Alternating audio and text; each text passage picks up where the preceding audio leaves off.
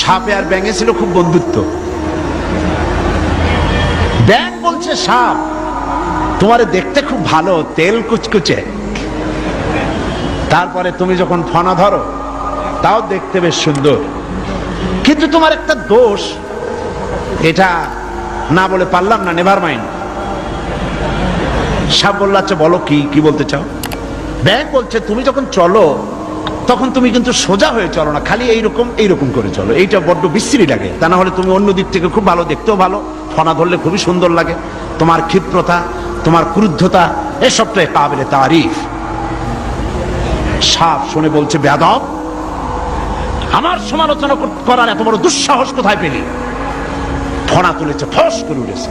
ব্যাঙ বলে ওরে বাবা, এত প্রশংসা করলাম, একটু সমালোচনা করছি, সহ্য করতে পারলি না? ও দিল লাভ, ব্যাঙ লাভ দিয়ে পড়ছে পুকুরের মধ্যে। এখন ফোস করে উঠছে, পাশে ছিল এক রাখাল। ফোস করলো কি, আগায় দেখে যে সাপ, হাতে ছিল হেদায়েতুল্লাহ, বুঝছেন তো কি? বাস বিসমিল্লাহ কই আরম্ভ করছে, জায়গায় শেষ, একদম সোজা।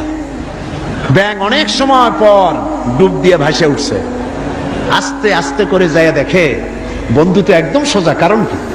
কাছে যেয়ে দেখেছি যে নাই, মুখ দিয়ে ফেনা টানা বাইরে হয়ে গেছে।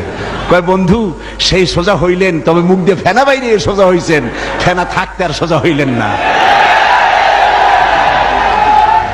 সুতরাং আপনারা ঠিকই ফিরে আসবেন, তবে সহজে আসবেন না, কারণ ক্ষমতা বড় বালাই, এটা দারুণ মোহ।